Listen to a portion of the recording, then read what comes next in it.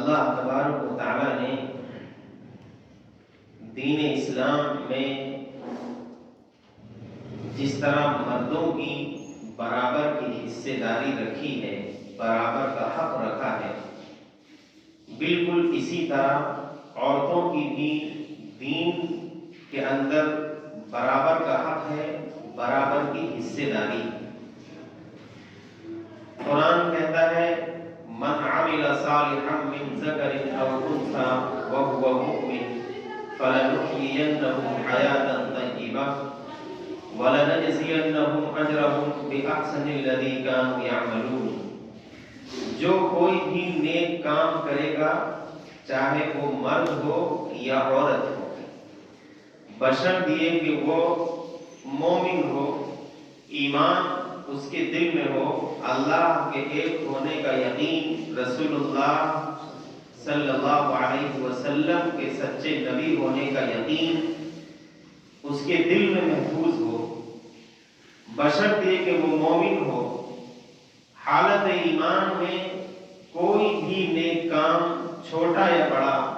مرد کرے یا عورت کرے، دونوں کو اجر اللہ تبارک و تعالیٰ کی طرف سے برابر ملے گا۔ دنیا میں بھی بہترین زندگی اللہ تبارک و تعالیٰ ان لوگوں کو دے گا، آخرت میں بھی ان کے اعمال کا بہترین اجر عطا فرمائے گا۔ اسلام نے خاص طور پر عورت کو جو مقام عطا کیا ہے، جو بلندیاں اس کو دی ہیں، جو عزت اور عصمت کا تاج، حیا اور پاک دامنی کا تاج جو اس کے سر پر سجایا ہے، دنیا جہان میں پائے جانے والے کسی مذہب دھرم نے نہیں وہ تاج اس کے سر پر رکھا ہے۔ یہ جو ایک پروپیگنڈا پھیلایا جاتا ہے یا پھیلا ہوا ہے کہ اسلام نے عورت کو دبا کے رکھا ہے اور اس کو بالکل گھر کی نوکرانی اور داسی بنا دیا ہے، اس کا سماجی زندگی میں کوئی رول نہیں ہے، اس قسم کا جو پروپیگنڈا مغربی تہذیب اور اس کلچر کے نتیجے میں پھیلایا جا رہا ہے، وہ سراسر جھوٹ اور فریب ہے، اس کے علاوہ کچھ نہیں۔ قرآن پر جب نظر ڈالیں، رسول اللہ صلی اللہ علیہ وسلم کی زندگی اور آپ علیہ السلام کے اس دنیا میں تشریف لانے سے پہلے اگر دور جاہلیت کو کھنگال کے دیکھیں تو وہاں ملتا ہے کہ عورت کی پیدائش، کسی لڑکی کا کسی کے گھر میں پیدا ہو جانا، یہ عار کی بات سمجھی جاتی تھی۔ قرآن کہتا ہے وَإِذَا بُشِّرَ أَحَدُهُم بِالْأُنثىٰ ظَلَّ وَجْهُهُ مُسْوَدًّا وَهُوَ كَظِيمٌ۔ اگر کسی کو پتہ لگ جاتا کہ اس کے گھر لڑکی کی پیدائش ہوئی ہے تو وہ مارے شرم کے اپنے چہرے کو بالکل کالا کر لیتا اور شرم و حیا کے مارے اپنے آپ کو بالکل جھکا لیتا کہ ہائے میرے گھر یہ کیا ہو گیا، میں سماج کو کیا منہ دکھاؤں گا، اور سوچتا رہتا کہ میں اس لڑکی کا کیا کروں، کیا اس کو اسی طریقے سے اپنے گھر میں رکھوں یا اس کو زندہ دفنا دوں۔ زندہ دفنا دیا کرتے۔ امام بغوی رحمۃ اللہ علیہ بڑے پائے کے مفسر گزرے ہیں، اپنی کتاب معالم التنزیل میں لکھا ہے کہ صورتحال یہ تھی کہ عرب کے لوگ اگر کسی بچی کو زندہ رکھنا چاہتے پیدا ہونے کے بعد، تو جب وہ 6-7 سال کی ہو جاتی تو اس کو ایک اونی جبہ پہنا کر اونٹ کی پیٹھ پر بٹھا کر دور دراز کسی جنگل میں چھوڑ دیتے کہ وہیں اپنے اونٹ چراتی پھرے اور وہیں زندگی گزار لے، ختم ہو جائے بات۔ اور اگر کسی لڑکی کو مارنا چاہتے، زندہ دفن کرنا چاہتے، تو ان کا طریقہ یہ تھا کہ باپ تنہائی میں جا کر کسی جنگل میں گہرا گڑھا کھودتا اور کھودنے کے بعد اپنے گھر واپس آتا، اپنی بیوی سے کہتا کہ اس لڑکی کو ذرا اچھا جوڑا پہنا دو، میں اس کو ددیال ننیال کے کسی رشتہ دار کے یہاں لے جا کر کے ملوانا چاہتا ہوں، ماں پہنا دیتی، اور یہ باپ اس 6-7 سال کی بچی کو لے کر جاتا اور اس گڑھے کے پاس کہتا کہ بیٹا ذرا اس میں جھانک کر دیکھو، یہ معصوم بچی اس میں جھانکتی، یہ باپ پیچھے سے دھکا دے دیتا، یہ اس میں گر جاتی اور اس کے بعد مٹی ڈال کر کے زندہ اس میں دفنا دیا کرتا۔ یہ تو صورتحال تھی سماج کی رسول اللہ صلی اللہ علیہ وسلم کے اس دنیا میں تشریف لانے سے پہلے۔ آج جو یہ نعرہ دیا جاتا ہے کہ عورت آزاد ہے، اسلام نے عورت کو دبا کے رکھا ہے، آزادی ہم نے دی ہے، یا تمہارے تو باپ دادا بھی نہیں پیدا ہوئے تھے کہ اسلام نے اس وقت عورت کو آزادی کا تصور دیا؟ اور فرمایا کہ نہیں، اگر یہ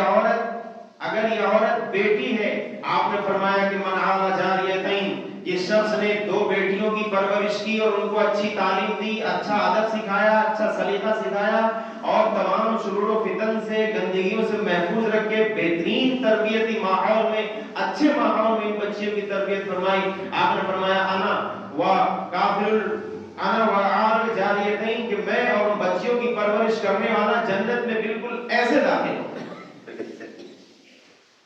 ایک موقع پر آپ نے فرمایا کہ من غلیا، جس شخص کو کسی لڑکی کے سلسلے میں آزمایا گیا، کسی باپ کو اس کی بیٹی کی طرف سے آزمائش میں ڈالا گیا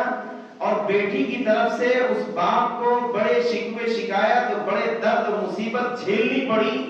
اور اس مصیبت پر اس باپ نے صبر کیا، اور صبر کرنے کے بعد اپنی بچی کو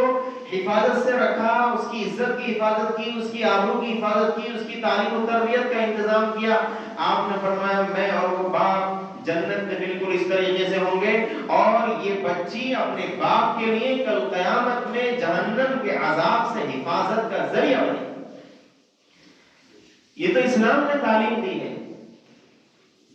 رسول اللہ صلی اللہ علیہ وسلم نے ایک موقع پر ارشاد فرمایا، اے لوگو ان اللہ حرم علیکم عقوق الامہات ووعد البنات، اے لوگو اللہ تبارک و تعالیٰ نے تمہارے اوپر ماں کی نافرمانی کو حرام قرار دے دیا ہے، اور اسی طریقے سے کسی بچی کو زندہ دفنانا اللہ نے حرام کر دیا ہے، ہرگز نہ دفنائیں۔ یہ صورتحال ہے۔ اور یہی بیٹی جب پیدا ہوئی، پیدا ہونے کے بعد یہی بیٹی جب کسی کی بہن بنتی ہے، کسی کی آگے چل کے بیوی بنتی ہے، پھر کسی کی ماں بنتی ہے، یہ اسلام نے درجہ بندی جو کی ہے اور خاص طور پر تعلیم دی ہے کہ اس عورت کی کھانے پینے اور پورے اخراجات کی ذمہ داری شادی سے پہلے اس کے ماں باپ کے اوپر ہے، اور شادی کے بعد پورے اخراجات اٹھانے کی ذمہ داری اس کے شوہر یا اس کی اولاد کے اوپر ہے۔ اس کو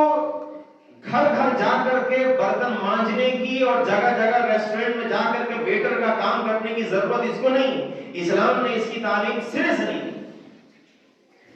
اس لیے تو قرآن حدیث میں کہا گیا ان الجنت تحت اقدام الامہات، کہ جنت ماں کے پیروں تلے ہے، جنت ماں کے قدموں کے نیچے ہے، اس کی خدمت میں جنت ہے۔ اور اسی طرح قرآن نے بھی کہا وَقَضَىٰ رَبُّكَ أَلَّا تَعْبُدُوا إِلَّا إِيَّاهُ وَبِالْوَالِدَيْنِ إِحْسَانًا إِمَّا يَبْلُغَنَّ عِندَكَ الْكِبَرَ أَحَدُهُمَا أَوْ كِلَاهُمَا فَلَا تَقُل لَّهُمَا أُفٍّ وَلَا تَنْهَرْهُمَا وَقُل لَّهُمَا قَوْلًا كَرِيمًا۔ اے لوگوں، تمہارے رب نے فیصلہ کر دیا ہے کہ صرف اللہ کی ہی عبادت کرو، اور اللہ کی عبادت کرنے کے بعد دنیا میں اگر کسی کا حق ہے تمہارے اوپر جس کی ادائیگی تمہارے اوپر فرض ہے تو وہ تمہارے ماں باپ ہیں، کہ اگر یہ ماں باپ تمہاری زندگی میں دونوں یا دونوں میں سے کوئی ایک اگر بڑھاپے کو پہنچ جائے تو خبردار ان کو اف بھی نہ کہنا، ان کو اف بھی نہ کہنا، اپنی زبان سے کوئی کلمہ ایسا نہ نکالنا جس سے ان کا دل ٹوٹ جائے اور یہ بے چین ہو جائے، کوئی ایسی تکلیف نہ دینا، ان کو جھڑک کے بات نہ کرنا، ان کو ڈانٹ ڈپٹ سے بات نہ کرنا، ہمیشہ نرمی سے پیش آنا۔ یہ تو اسلام نے تصور دیا ہے عورت کو آزاد رہنے کا، اور گھر کی ملکہ اسلام نے عورت کو بنایا ہے کہ اس کی ذمہ داری ہے کہ گھر کے ماحول کو حسین بنائے، خوبصورت بنائے، بچوں کی پرورش کرے، بچوں کی تربیت کرے، کیونکہ یہ عورت سماج کی ریڑھ کی ہڈی ہے۔ اگر یہ بچوں کی صحیح تربیت کر دے تو کل یہی بچے سماج کے لیے کچھ اچھا کارنامہ انجام دیں گے، اور اگر یہی عورت اگر بگڑ جائے خدا نخواستہ کسی برے ماحول اور بری تربیت کے نتیجے میں، تو پھر یہ اپنے بچوں کو بھی خراب کرے گی، اور پھر اس کے بچے آگے چل کے پورے سماج کی بدنامی کا ذریعہ بن جائیں گے۔ یہ اسلام کا تصور ہے۔ اور جب یہی عورت، یہی بیٹی جب آگے چل کر کسی کی بیوی بنے گی، حدیث میں رسول اللہ صلی اللہ علیہ وسلم نے ارشاد فرمایا خیرکم خیرکم لأہلہ وانا خیرکم لأہلی، اے لوگوں تم میں سب سے اچھا مومن وہ ہے جو اپنے گھر والوں کے لیے اچھا۔ ایک موقع پر فرمایا ان اکمل المؤمنین ایمانا احسنهم خلقا والطفهم لأہلہ، کہ سب سے اچھا کامل اور مکمل ایمان والا وہ شخص ہے جس کے اخلاق سب سے اچھے ہوں اور وہ جو اپنی بیوی کے لیے سب سے زیادہ نرم ہو، سب سے اچھائی سے پیش آتا ہو، وہ انسان اچھا ہے۔ قرآن نے تو یہاں تک کہا وَعَاشِرُوهُنَّ بِالْمَعْرُوفِ کہ اچھائی اور بھلائی کے ساتھ اپنی بیویوں کے ساتھ پیش آیا کرو، اور اس کے بعد فرمایا هُنَّ لِبَاسٌ لَكُمْ وَأَنْتُمْ لِبَاسٌ لَهُنَّ، اے لوگوں یعنی شوہر اور بیوی دونوں ایک دوسرے کے لیے لباس کی طرح ہے، جیسے لباس اور کپڑوں کے بغیر انسان ننگا اور بالکل بے ڈھنگا پن اس میں دکھے گا، بالکل ویسے ہی عورت اپنے شوہر کے بغیر، شوہر اپنی بیوی کے بغیر ننگے ہیں، ان کی وہ کوئی حیثیت نہیں ہے سماج میں ان کی۔ اس لیے قرآن نے کہا کہ ہن لباس لکم وانتم لباس لہن، یہ تمہارے لیے لباس ہے، یہ تمہارے لیے لباس ہے۔ اس سے آگے بڑھ کر ایک بات کہی کہ ہو سکتا ہے کہ شوہر اور بیوی کے اس رشتے میں بعض موقع پر دراڑیں آئیں، تلخیاں آ جائیں۔ اے لوگوں اگر کبھی تلخی آ بھی جائے تو ہمیشہ ہو سکتا ہے کہ بعض چیزیں تمہاری بیوی میں یا اے بیویوں تمہارے شوہروں میں بعض چیزیں ایسی ہوں جو تم کو بظاہر خراب لگ رہی ہوں، بری لگ رہی ہوں، ان کو نظر انداز کر کے اچھائیوں پر نظر رکھنا، خوبیوں پر نظر رکھنا۔ یہ شوہر بھی اپنی بیوی کی خوبیوں پر نظر رکھے، یہ بیوی اپنے شوہر کی خوبیوں پر نظر رکھے۔ اللہ تبارک و تعالیٰ اس رشتے کو ایسے ہی قائم اور دائم رکھے گا، اپنی مدد اس میں شامل حال فرمائے گا۔ یہ اسلام کا تصور ہے۔ اسلام کا تصور یہ نہیں ہے جو آج ویسٹرن کلچر کے نتیجے میں جو خواتین کو آزادی نسواں اور عورت آزاد ہے کا نعرہ دے کر اور ان کو کس طریقے سے مارکیٹ میں لایا گیا۔ اب تو صورتحال یہ ہے کہ پیٹرول ٹنکی پر اگر آپ پیٹرول ڈلوانے لگے تو وہاں بھی لڑکیاں، کسی دکان پر اگر آپ سامان خریدے وہاں بھی لڑکیاں، بالکل بازاروں کی زینت بنا دیا اور بالکل ریسٹورنٹ کی وہاں ویٹروں کا کام دے دیا گیا۔ اس سے بھی آگے بڑھ کر کسی نامحرم، کسی اجنبی مرد کی پرسنل سیکریٹری کا عہدہ کسی عورت کو دے دیا گیا، اور اس سے بھی آگے بڑھ کر کسی بڑے 5 اسٹار ہوٹل میں چلے جائیں تو وہاں پر مرد اور جینٹس کے کمروں میں جا کر کے صفائی کی ذمہ داری، بیڈ شیٹ چینج کرنے کی ذمہ داری، اور ایئر ہوسٹس بنا کر کے تمام مردوں کی نگاہوں کے لیے ان کو ذریعہ سکون بنانے کی جو کوشش کی، اور اس کو کہتے ہیں کہ آزادی ہے اور یہ آزادی، اور پھر اس کے بعد 8-10 گھنٹے ڈیوٹی عورت کرے، اس کے بعد پھر گھر آئے بیچاری، پھر گھر کا کھانا بنائے، شوہر کو جسمانی سکون پہنچائے، اور اس کے بعد بچوں کی بھی تربیت کرے۔ یہ تو ڈبل ٹرپل بوجھ غیروں نے عورت پر لاد دیا، اور اس کے بعد یہ عجیب دل فریب نعرہ دیا کہ یہ عورت آزاد ہو گئی۔ آزاد نہیں، یہ تو ڈبل ٹرپل تم نے قیدی اور اس کو داسی بنا کر کے چھوڑ دیا۔ اسلام اس کے سخت مخالف ہے۔ اسلام نے کوئی ذمہ داری عورت کے اوپر نہیں ڈالی، کوئی ذمہ داری ایسی کمانے کی یا ایسی کوئی ذمہ داری جو عورت کو مجبور کر دیا جائے، ہرگز نہیں ڈالی۔ بس شوہر کو اپنے خوش رکھ کے بات ختم۔ جس گھر میں شادی ہوئی اس گھر کے اندر بھی عورت کی کوئی یہ ذمہ داری نہیں ہے کہ وہ ساس سسر کی خدمت کرے یا ان کے پیر دبائے، ان کے سر میں تیل لگائے اور اس قسم کی حرکتیں اس سے کرائے جائیں، ہرگز نہیں۔ اگر وہ بچی خود اپنے شوق سے اور اپنا دینی اور اخلاقی فریضہ سمجھتے ہوئے اگر کر دے تو بہت مبارک، ورنہ اس کو مجبور نہیں کیا جا سکتا۔ اسلام نے تو عورت کو وہ بلندی عطا کی کہ دنیا کا کوئی مذہب نہیں دے سکتا، کبھی کسی نے نہیں دی۔ قرآن بھرا پڑا ہے، حدیثیں بھری پڑی ہیں، قرآن کریم میں پوری سورت عورتوں کے نام سے سورہ نساء۔ اور عجیب حال تھا قرآن کریم کے نازل ہونے کا، بعض خواتین نے رسول اللہ صلی اللہ علیہ وسلم سے بات آگے رکھی، اللہ کے رسول قرآن میں ساری باتیں مردوں کے لیے ہیں، جب بھی اللہ تبارک و تعالیٰ کوئی بات بیان فرماتا ہے تو اس میں کہتا ہے یا ایھا الذین آمنو، یا ایھا الذین آمنو، اے ایمان والو، اے ایمان والو، اے ایمان والیوں نہیں کہتا ہے، ایمان والوں کہتا ہے صرف، ہمارا تو کوئی ذکر نہیں۔ قرآن کی آیتیں نازل ہو گئیں، 10 آیتیں، ان المؤمنین والمؤمنات، ان المسلمین والمسلمات، والقانتین والقانتات، والصادقین والصادقات، والصابرین والصابرات، والخاشعین والخاشعات، والمتصدقین والمتصدقات، والصائمین والصائمات، پوری 10 الفاظ تقریباً قرآن میں زبردست طریقے سے اللہ نے نازل فرمایا کہ نہیں اے میری بندیوں تم کم نہیں ہو، ہم نے تم کو ڈائریکٹ نام اس لیے نہیں لیتے ہیں کہ شرم و حیا تمہارا زیور ہے، شرم و حیا تمہارا زیور ہے، اس لیے مردوں کے ضمن میں تمہارا تذکرہ کر دیتے ہیں، ورنہ اگر نام لینے پر ہم آئے تو تمہاری کوئی ایسا نہیں ہے کہ تمہاری حصے داری دین میں کوئی کم ہو، تم برابر بھی حقدار ہو۔ اور قرآن نے صاف کہہ دیا، جیسے میں نے شروع میں عرض کیا، جو کوئی بھی نیک عمل کرے، مرد ہو یا عورت ہو، اللہ تبارک و تعالیٰ اس کو بہترین زندگی دنیا میں عطا فرمائے گا، آخرت میں بھی اللہ تبارک و تعالیٰ اس کو اجر عظیم اور بہترین جزا سے نوازے گا۔ یہ اسلام کا تصور ہے کہ عورت کے تعلق سے اس موقع پر جو مجھے بات عرض کرنی ہے، خاص طور پر ابھی 4 دن کے بعد ایک دن آئے گا ویلنٹائن ڈے، جس 14 فروری کو وہ دن آتا ہے، اور اس میں جو ایک ایسی گندگی اور طوفان بدتمیزی اس میں مچایا جاتا ہے کہ ہر محبوبہ اپنے محبوب کو، ہر محبوب اپنی محبوبہ کو ایک پھول دے کر کے محبت کا اظہار کرے، غیر کریں سو کریں، لیکن مسلمانوں کا ایک بہت بڑا طبقہ اپنے ہی سماج کا، ہماری ہی بہن بیٹیاں، ہمارے ہی بھائی اور ہمارے ہی بچے، ہمارے ہی نوجوان اس گندی بیماری میں ملوث ہیں۔ وہ یہ سمجھ لیں کہ یہ اسلام کا کوئی تہوار نہیں ہے۔ اسلام میں صرف 2 تہوار ہیں، عید الاضحیٰ اور عید الفطر، یعنی میٹھی عید اور وہ بقرہ عید، بس یہ 2 عید ہیں، اس کے علاوہ اسلام میں کوئی تہوار اور کوئی عید نہیں ہے۔ یہ جو ویلنٹائن ڈے ہے یہ عیسائیوں کی عید ہے، اور مختلف ہسٹری میں اس کے نام اور اس کے ریفرنس دیے گئے ہیں کہ یہ کہاں سے شروع ہوا اور کیسے شروع ہوا، مختلف لوگوں نے مختلف باتیں کہی ہیں۔ خلاصہ کلام یہ ہے کہ یہ ایک محض بالکل رسمی ان لوگوں کا عقیدہ ہے، ان لوگوں کا یہ تہوار ہے عیسائیوں کا۔ اور اگر ہم لوگ یہ سمجھتے ہوں کہ نہیں ہم بھی لبرل بن کر اور کچھ ان کے کلچر کو اپنا کر ان کے دل میں نرمی پیدا کرا لیں گے اور ان کے قریب ہو جائیں گے، وہ ہمارے سروں پر ہاتھ رکھ دیں گے کہ نہیں چلو تم سے کوئی چھیڑ چھاڑ نہیں ہوگی کیونکہ تم بھی ہمارے کلچر کو اڈاپٹ کر رہے ہو، یہ غلط فہمی ہے۔ قرآن نے کہا لن ترضى عنك اليهود ولا النصارى حتى تتبع ملتهم، اے لوگوں یہودی اور یہ عیسائی یہ کبھی تم سے راضی نہیں ہو سکتے جب تک کہ تم باقاعدہ اپنے دین اسلام کو چھوڑ کر ان کے دین کو نہ اپنا لو، اس وقت تک تم سے راضی ہو ہی نہیں سکتے۔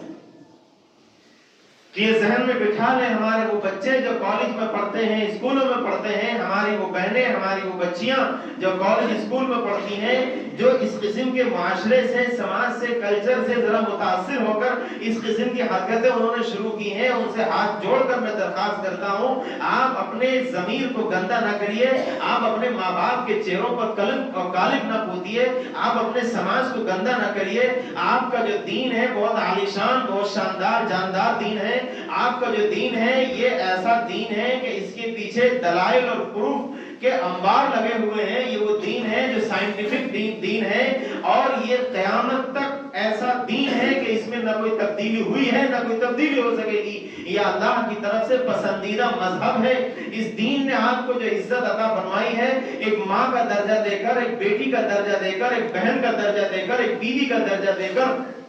اس دین نے جو آپ کو عزت اور شرافت کا تاج پہنایا ہے، اللہ کے لیے اس تاج کو پیروں تلے مت رونیے۔ اور ہمارے وہ بچے، وہ نوجوان جو اس قسم کی حرکتیں کرتے ہیں یا ان کے ذہن میں ہے کہ اس ویلنٹائن ڈے میں ہم بھی ایسا کریں گے، اللہ کے لیے مان جائیے آپ پورے سماج کو کیوں خطرے میں ڈال رہے ہیں۔ آپ نہیں دیکھ رہے ہیں کہ دنیا کے حالات کیسے ہیں، ترکی میں کیا صورتحال ہوئی، اللہ ان لوگوں کی حفاظت کرے، سیریا میں کیا ہوا، فلسطین میں کیا ہوا، کیا صورتحال بنی ہوئی ہے۔ آپ نہیں دیکھتے کہ ان گندگیوں کی وجہ سے، ان خباثتوں کی وجہ سے پورا سماج کا وجود داؤ پہ لگ جاتا ہے، پوری انسانیت تباہ ہونے کے دانے پر پہنچ جاتی ہے۔ اللہ کے لیے ایسا کوئی کام نہ کریے جس سے آپ کی زندگی بھی تباہ ہو اور آخرت میں بھی آپ اللہ کو منہ دکھانے کے قابل نہ بچیں، ایسا کوئی کام نہ کریے۔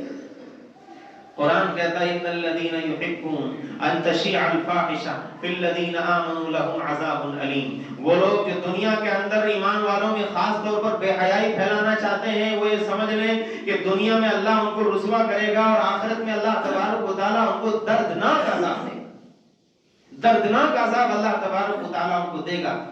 اس قسم کے لوگوں کو، اس لیے میری درخواست ہے، ہاتھ جوڑ کر درخواست ہے اپنے ان بچوں سے، اپنے ان نوجوان بھائیوں سے، بیٹوں سے اور بہنوں سے، بچیوں سے درخواست ہے، جہاں جہاں تک میرا پیغام جائے اللہ کے لیے اپنے دین پر کانفیڈنس رکھیے، یقین رکھیے۔ یہ دین ایسا نہیں ہے کہ میں ایک عالم ہوں، میں ایک مسلمان ہوں اس لیے بول رہا ہوں۔ جس کا دل چاہے کھلے دل سے مطالعہ کر لے قرآن کا، حدیث کا، رسول اللہ کی زندگی کا، ان سے پہلے کے حالات کا، ان کے بعد کے حالات کا، دنیا جہان میں جو ہسٹریاں لکھی گئی ان کا خوب مطالعہ کر لے، خوب ہسٹری اور جان لے، خوب اسٹڈی کر لے، ریسرچ کر لے، جیسا دل چاہے پرکھ لے۔ لیکن ایک حرف، ایک انگلی رکھنے کے لیے بھی جگہ ایسی نہیں ملے گی اسلام میں جو قابل اعتراض ہو۔ ہاں اگر کسی کا ذہن ہی گندا ہو، کسی کے دل میں ہی اگر خباثت بسی ہوئی ہو، تو پھر ظاہر ہے اگر کسی کی انگلی پر ہی اگر گندگی اور بدبو لگی ہو اور وہ یہ کہے کہ نہیں چاند بدبودار ہے، چاند بدبودار نہیں، آپ کی انگلی سڑی ہوئی ہے، اس میں سے بدبو آ رہی ہے۔ دین بہت شاندار، بہت جاندار اور بہت ہی جامع حسین ترین دین ہے کہ اس دین نے عورتوں کو بھی، مردوں کو بھی، بچوں کو بھی، بوڑھوں کو بھی، جوانوں کو بھی، سب کو ان کے حقوق عطا فرما کر ایک بہترین زندگی عطا کرنے کا دین نے وعدہ کیا ہے۔ اگر اس دین پر اور اس سچی تعلیم پر عمل پیرا میں بھی رہا، آپ بھی رہے، دنیا جہان کے لوگ رہے، یہ قرآن کا وعدہ ہے، یہ اللہ کا وعدہ ہے کہ دنیا بھی کامیاب کریں گے اور آخرت میں بھی عزت اور اجر عظیم سے ہم نوازیں گے۔ بس ضرورت اس چیز کی ہے کہ ہم لوگ تھوڑا سا احساس اور فکر اپنے اندر پیدا کر لیں۔ بس یہ احساس ہو جائے کہ ایک دن مرنا ہے، اپنے رب کو جا کر کے ہم کیا منہ دکھائیں گے، رسول اللہ صلی اللہ علیہ وسلم کا سامنا ہم کس منہ سے کریں گے، بس یہ ذہن میں اپنے ہم لوگ بٹھا لیں اور اس کے بعد انشاءاللہ دنیا میں ہمارے لیے دین پر چلنا آسان ہو جائے گا، اللہ آسان کرے گا۔ اللہ تبارک و تعالی ہم سب کو